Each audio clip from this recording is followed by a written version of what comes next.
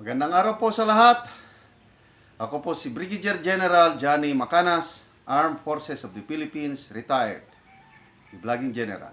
Welcome po sa aking channel. Ang pag-usapan po natin ngayon ay tungkol sa mga false teachers.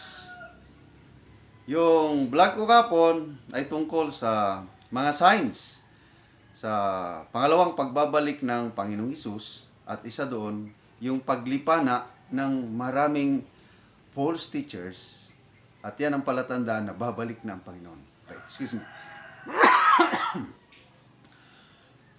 Ang isang subscriber, si Ren Wilson, ang aking son-in-law, sabi niya, Daddy, pwede bang i-next vlog mo yung tungkol sa false teachers? Kasi ako, kailangan ko ding malaman yan kung paano tayo makaiwas sa mga maling grupo o sa mga turo ng mga false teachers. Kasi ang dami na ngayon.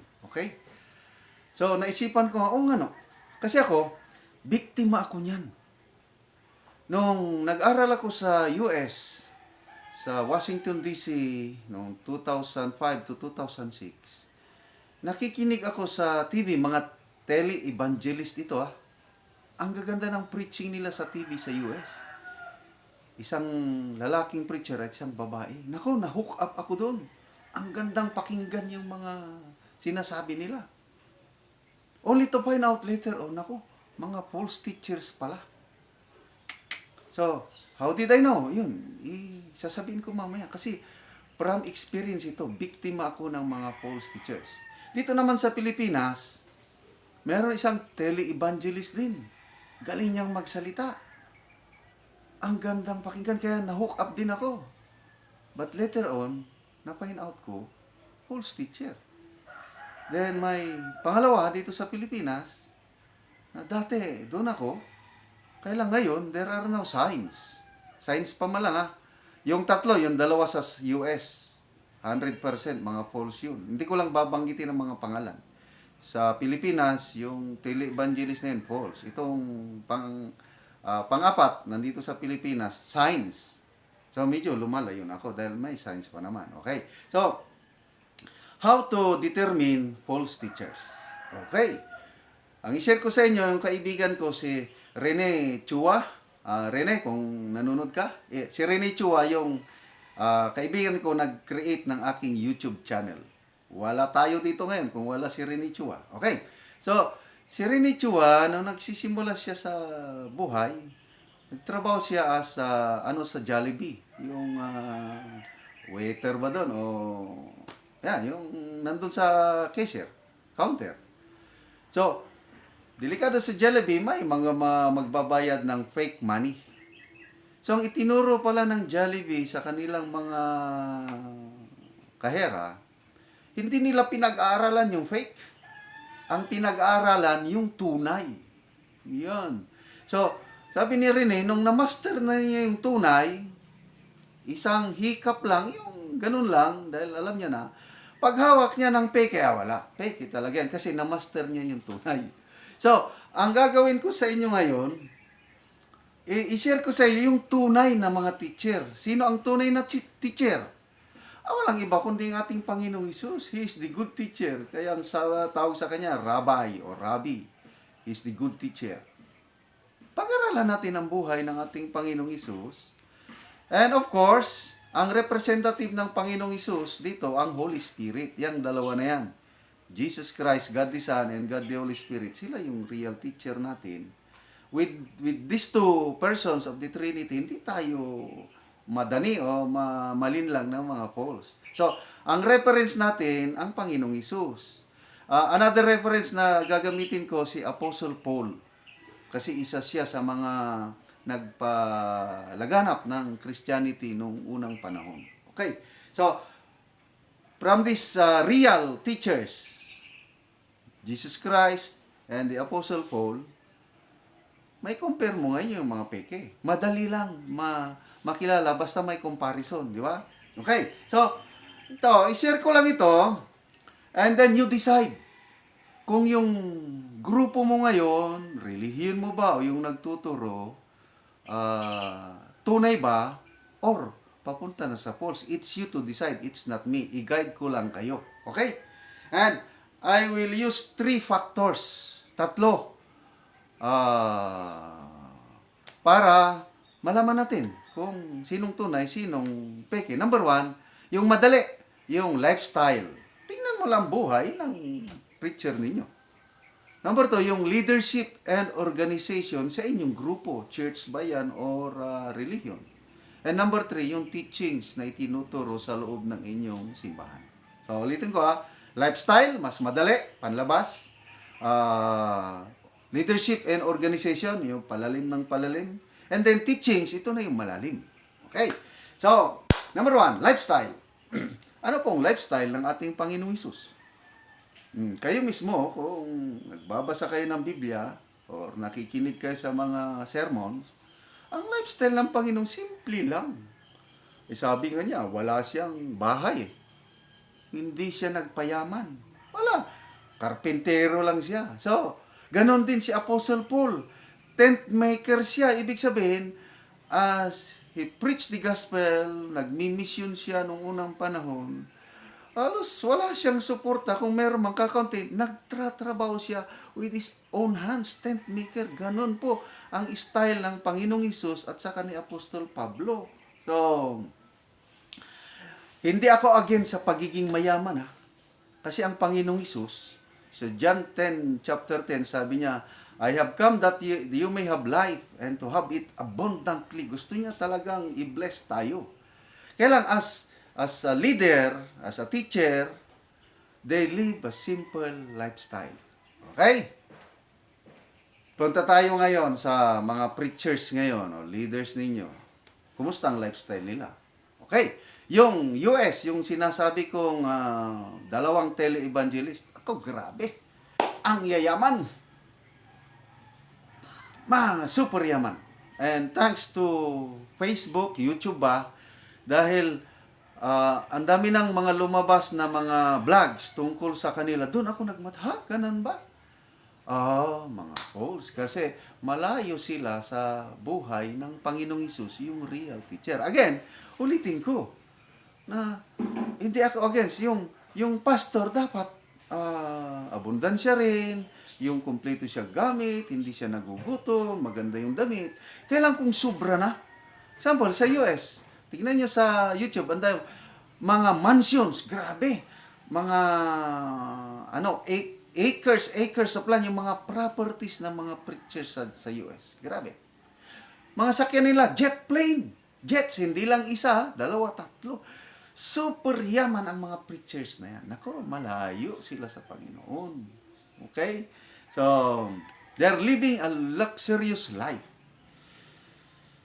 Again, hindi naman masama yung mabuhay ka ng masagana. Kailan kung luxury na, tapos ang mga singsing, halos lahat ng daliri may singsing, grabing suot na mamahalin, grabing mga sakyanan na, naku, ang daming dapat tulungan. Ang Panginoong Hesus, nung nandito siya mundo, He feeds the poor. Mahal niya ang mga needy. So, tignan niyo yung mga leaders niyo, na kung may income man yung grupo niyo, dapat yung income na yan mapunta sa mga, dapat i-model nila ang Panginoong Hesus. Sabi na Apostle Pablo, imitate me as I imitate Christ. So, ang nakita kong ehemplo talaga ng real preacher sa lupa, itong si Apostle Paul, kasi lang siya, very lowly, simple lang ang buhay. Nagtatrabaho siya with he supported his own ministry. Okay? So, itong mga preacher na super yaman na yan, bahala na kayo, mag-question mark na kayo. Dito naman sa Pilipinas, yung sinasabi kong tele-evangelist, hindi ko lang babanggitin ang pangalan. Nako, may helicopter, may jet plane pa ata, na ang mga politiko, humihiram pa sa kanya. Ang mga members, nako, yung they're roaming around, nagbebenta ng candy, kung ballpen, para lang ma-meet nila yung quota nila na isubmit sa grupo doon sa tele-evangelist na yun. Nako, wala na yan. Kayo nang mag-decide. Baka napasama kayo yan. Okay? Next, leadership and organization. Ang Panginoong Hesus, Siyang teacher, siya yung maestro. So, meron siyang mga disipulo, di ba? So, ang style ng Panginoong Isus is empowerment and discipleship. Ganon din si Apostol Pablo. Okay? Delegation of authority and responsibility. So, ang Panginoong Isus, tinuruan niya yung 12. Ito rin yung isa, nag-traidor. So, yung 11, nung naturuan niya na yun, sila na ang pinagalaw. Tapos, ang alam ko pa niyan, another sa 12, mayroon pang group of 70s. And then may group pa of 500. Ganun po. Discipleship. So, ang leader, ang teacher, tinuruan lang niya yung maliit na grupo, yung core group niya, mamay itong core group na ito, sila na ang gumawa. Yun. Delegation of authority and empowerment. Ganon po ang style. So, may mga churches ngayon na maganda yung setup. So, mayroong senior pastor ba? Ang tawag ba? Bishop ba? O ano yan? Okay yan. So, kailang meron siyang mga elders, may mga deacons, kung ano, may council of leaders, of council of servants. Maganda yan. Para hindi lahat dito sa preacher, teacher ba o senior pastor, hindi niya sa kanya lahat. May check and balances. So, sa kabila naman, kung sa grupo ninyo is one-man rule,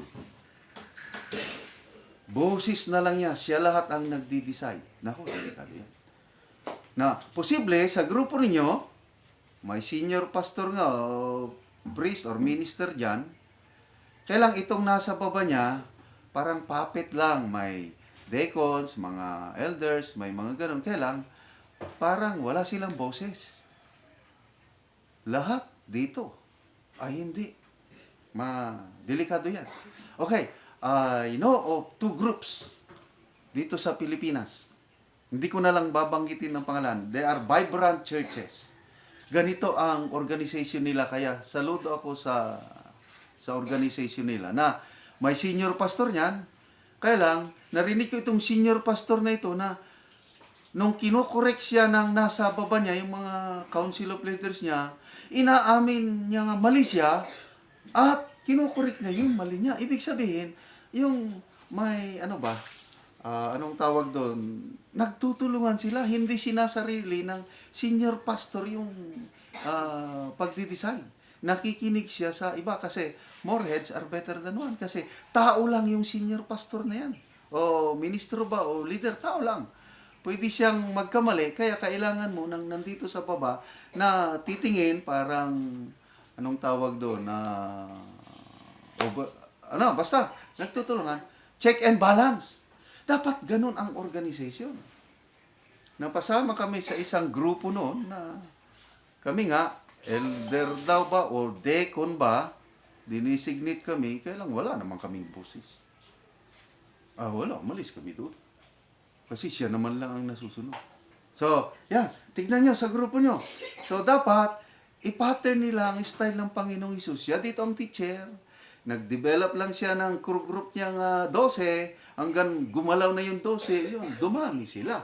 O, tignan nyo, nung wala ng Panginoong Isus, sino ang nagpakailap ng Christianity? Di ba yung 11? Tapos yung mga na-disciple ng 11, hanggang dumating tayo ngayon. Dapat ganun.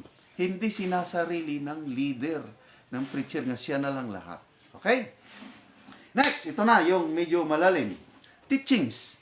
Anong itinuturo? Sa grupo ninyo ba o sa teacher ninyo? 6 major teachings lang muna ito. Marami pang iba. Kailangan dito lang ako mag-focus sa 6 major teachings. Number 1, yung gospel.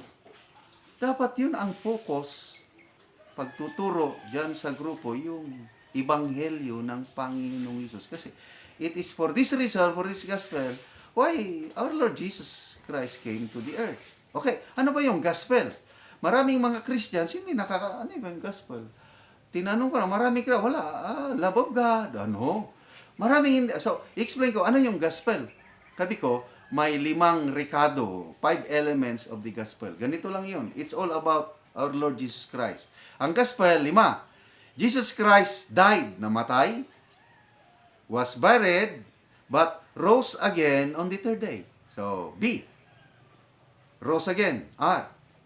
And then, what's the reason bakit siya namatay at nabanaw? For the forgiveness of our sins. So, tapos na yan. Anong response nating mga tao? We must believe it by heart. And then, kung naniwala tayo ng buong puso't kaluluwa, we have eternal life in heaven. Yun po ang gospel. Okay, ulitin ko ha. Kasi maraming Kristiyano dyan, pag tanongin mo ano ang gospel, hindi nakakasagot.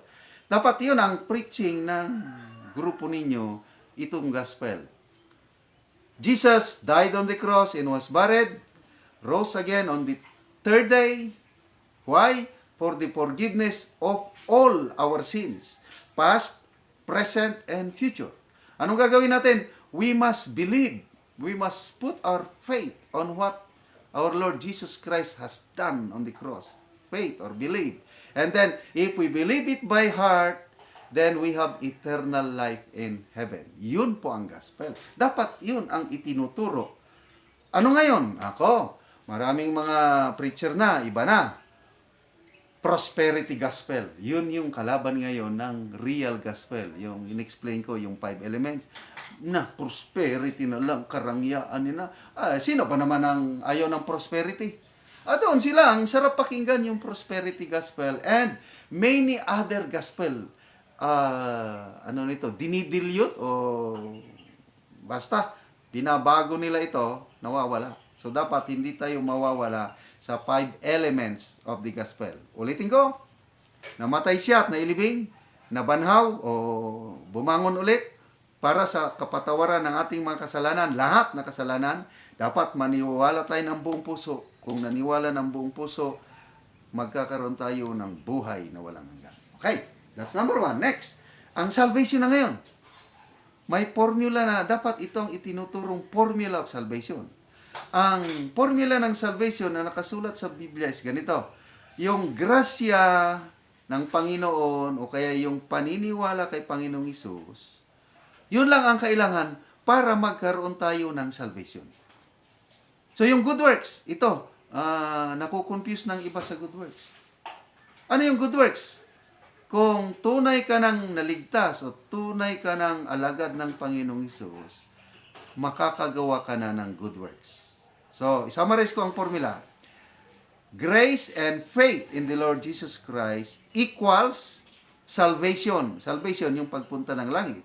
Kung totoong ligtas ka na, equals good works. So, ako ngayon, tinanggap ko na yung grasya ng Panginoon. I put my trust and faith in the Lord Jesus Christ. I am assured of my salvation. Because I am assured of my salvation, ang bunga o ang pruweba, proof that I receive the grace, the faith, I can do good works. Yung do good works na yan, hindi yun ang rason para masave ako. Ang rason na nasave ako, yung grasya, ang paniniwala ko kay Panginoong Hesus. Bunga na lang yung good works. Okay, ang itinuturo ng iba, ganito. Grace and faith plus, nako, mahirap yung plus good works or any other human effort plus equal salvation. Nako, para sa akin, hindi po biblical yon. Okay, so dapat hindi plus. Ang dapat, ulitin ko, grace and faith equals salvation. Salvation equals good works. Yung good works na yan, pagpapasalamat na lang natin sa Panginoon kasi niligtas niya na tayo. Yung good works na yan, gagawa pa rin tayo kasi balang araw, we will be rewarded because of these good works. Okay. So, ang hindi po tama, para sa akin lang hindi ako pastor, hindi ako theologian, or ordinaryong tao lang ako na nag-aral sa Biblia. Ang hindi po tama yung grace and faith plus good works equals salvation. Pag may plus, nawawala yung bisa ng grasya. Kasi ang kaligtasan, it's a grace of God. Ephesians chapter 2, verse 8 and 9. You have been saved by grace. Ang grasya, regalo. Dapat tanggapin mo lang. Kagaya ito, itong t-shirt ko na ito. Gift ng aking anak, si Krista. Pinadala. Babayaran ko ba? Hindi na gift or grasya kung binaya. Tinanggap ko lang, isinuot ko. Ganun lang. So, ngayon, pagpasalamat sa aking anak, si Julie Krista, kasi gusto niya akong mag-vlog. Ito na, nag-vlog na ako. These are now my good works to say thank you to my daughter who motivated me to do this vlogging. Ganon din po yung kaligtasan natin. We must do good works. Kasi yung faith without works is dead. Correct yun. Kaya kung tunay tayong nanampalataya kay Panginoong Hesus, ligtas na tayo.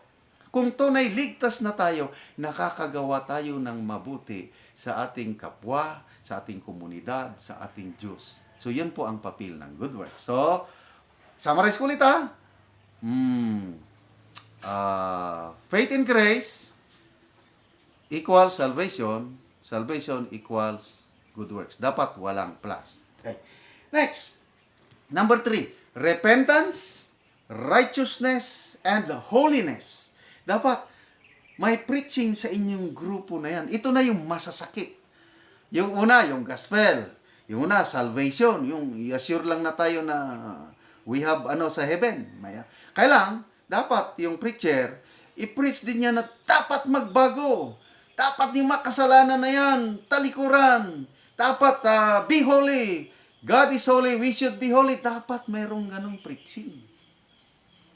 Sa iba naman, yung medyo alanganin na, puros yung magaganda.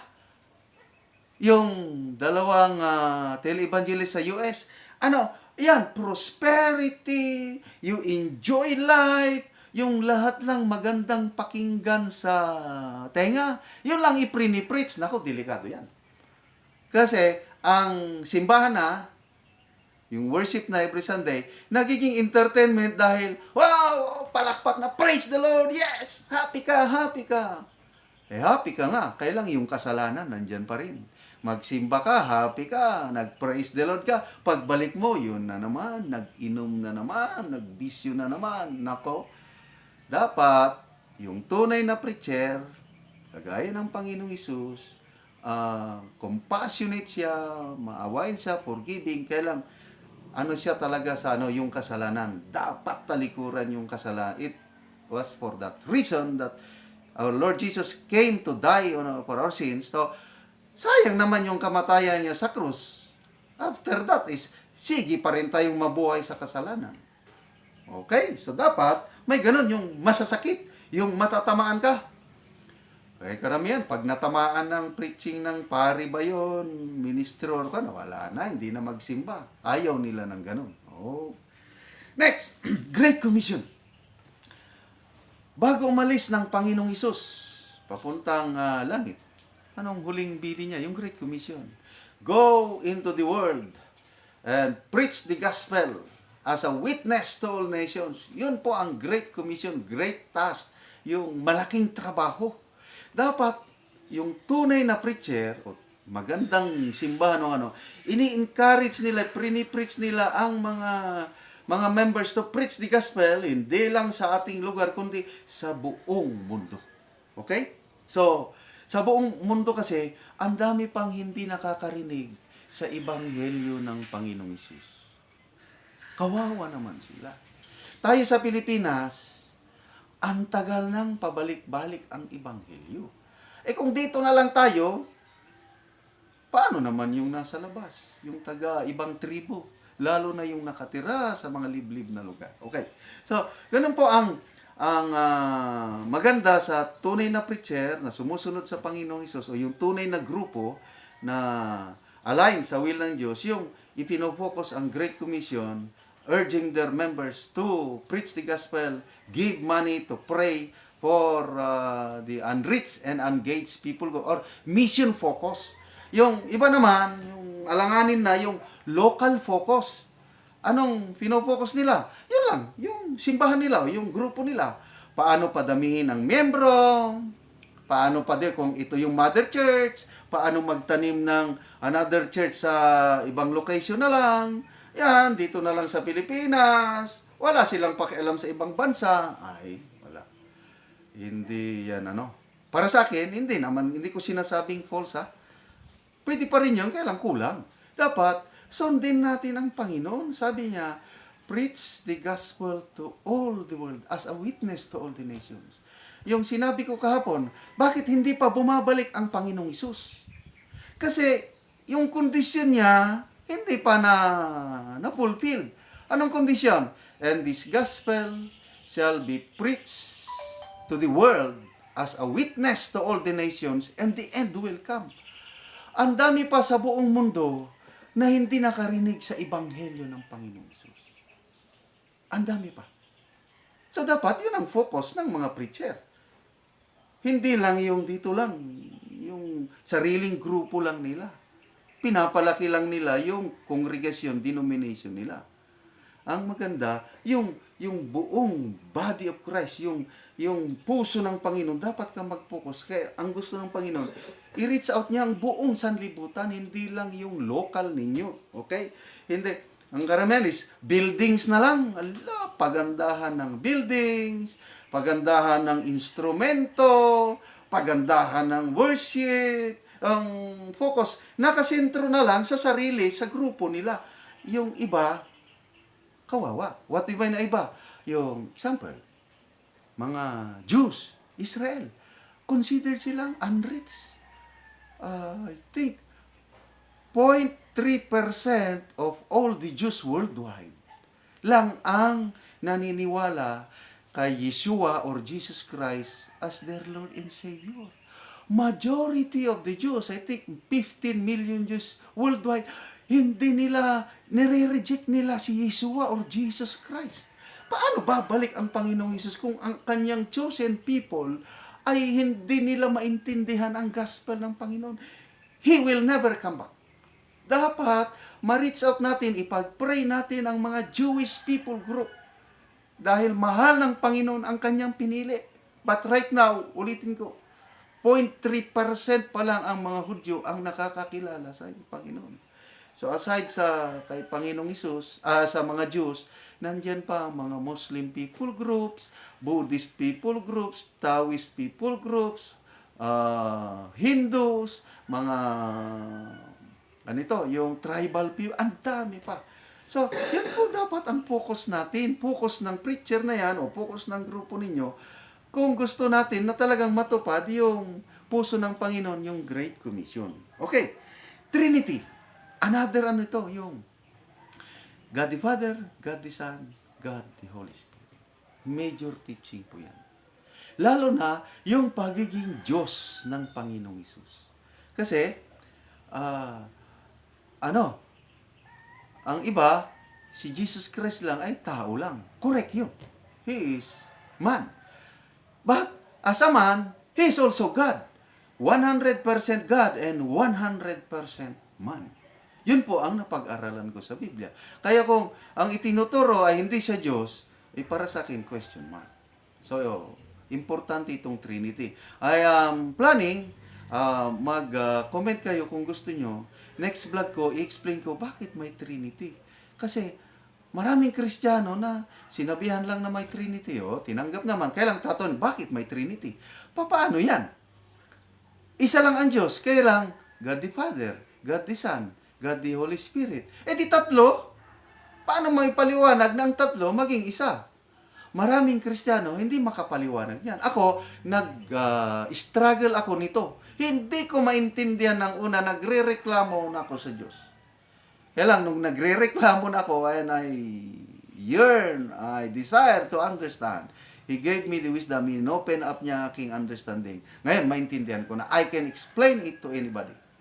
I am grounded on these teachings na there is one God and three persons. If you want, that will be my next vlog. Mag-comment lang kayo. So, importante yan. Next, ito na. Last na ito, tungkol po sa money. Yung kwarta ba? Kasi, anong sabi sa Bible?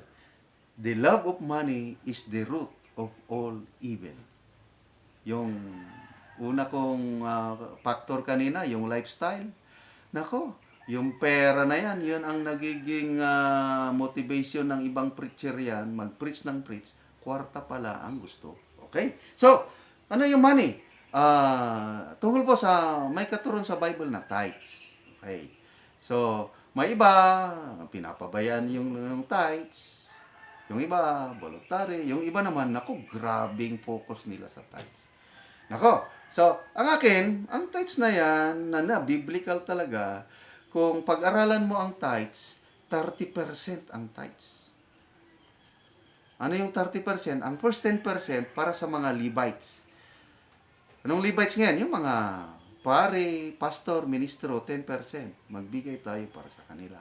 Another 10% para sa mga Jewish festival. Gagamitin nila yan pag may mag-gathering sila. Kasi sa Old Testament, may mga festivals nila na kailangan nilang kakain. Yun, mag 10% ka ulit. And another 10%, tithes pa rin yun. Yung pagtulong mo sa mga fatherless o widow, mga pobre. So, tutusin mo 30% yung tithes. Kaya lang, sa ngayon kay Grace naman hindi na yung kinikinta yung 30%. Ang pagbibigay ngayon is yung from the heart. It should be willingly and cheerfully.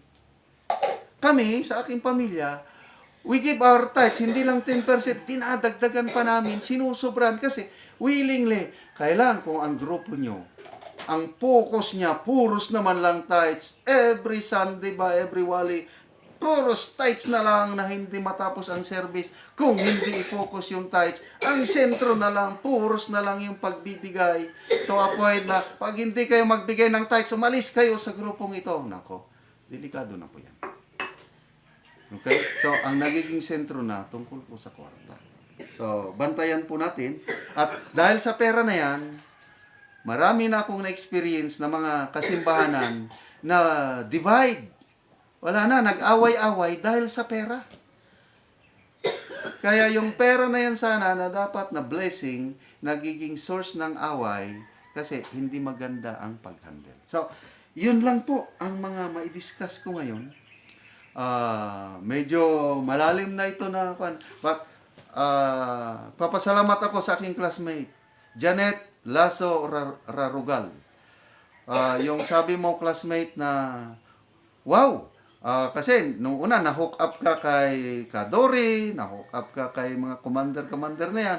Ngayon, nung sinimulan ko itong Bible series, naganahan ka. Wow! And then other comments, naganahan na sila sa ganitong So, ito ngayon, pinagpapatuloy ko. So, mag-comment po kayo kung ganahan kayo dahil ipagpapatuloy ko ito. Kasi nga, last days na tayo, dapat grounded tayo sa salita ng Diyos para hindi tayo malinlang. Ako, general ako ha. Hindi ako pastor. Nagtataka, bakit ko ba ganitong ginagawa? Hindi ko naman ito trabaho. But then, I felt the leading to do this. Kaya gagawin ko. Nakakapagod po. Yung mag-research, mag-aral, tapos mag-vlog, nakakapagod.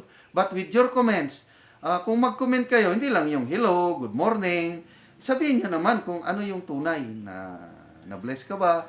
Okay, kung may nakita kayong mali, please, mag-comment din kayo yung mali para ma-improve.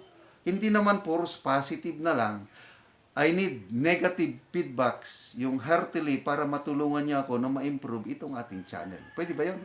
O, yun. So, mag-shoutout na ko. Reynaldo Musuela, Josephine Maala. Ito, si Josephine Maala. Ang gaganda yung comments niya. Sir, maganda ang iyong content. Natututo ako. Ituloy nyo lang. Yun, ganon. Luisa Arubel. Ito, maganda rin yung comment mo, Luisa. Fermi E15, Rafael Oksuna, Joey Alkim Lasso, new subscriber ito sa Davao del Norte. So, shout out sa Lasso family sa, I think, Santo Tomas, Davao del Norte. Kay Pastor JB Escobar and Pastora Nadine Escobar. Okay? Preci Orbinar, salamat pinsan. Nakita ko yung desire mo na matuto sa salita ng Diyos. Ituloy mo lang pakikinig sa vlog ng iyong pinsan. Salome Bello, isa ring gaganda yung comment mo ate. Nakaka-inspire. Keep on giving comments. Ren Wilson, ito na nga yung son-in-law ko na nag-request sa akin nga mag-vlog ako tungkol sa false teachers. Rolly Riparip, Edgar Monyo, Vine Simon, Chariana Basalio, ang aking pamangkin. Tama ba? Nako, bata pa lang ito. Kailang very matured yung mga comments niya. Ayos ka, Chariana. How about Charles? Charles, anong ginagawa mo? Elmar Agustin, Malo Orio, Claire Faustino, Ponce Motilla. Nako, kapatid, ang ganda yung suggestion mo.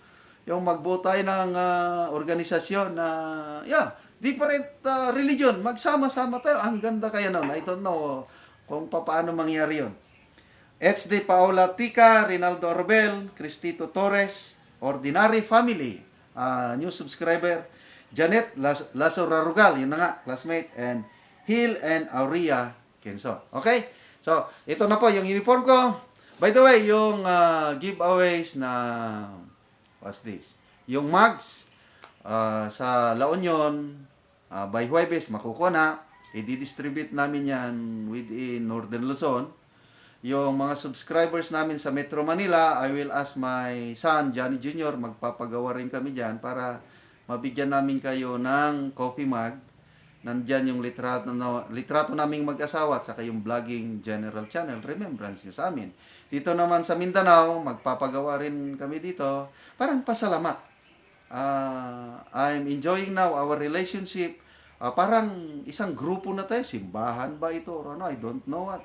Basta more than 300 na yung palaging nanonood. And I'm inspired with that 300 na natuturuan ko, nasisiran ko ng aking kaalaman everyday. Happy na ako niyan. Okay? So, yun lang po. See you next video.